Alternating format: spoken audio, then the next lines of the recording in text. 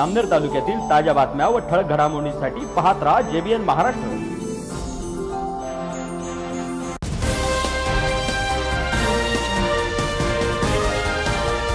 नमस्कार, मी मिनल चौधरी। पाहूया काही ठळक वृत्त।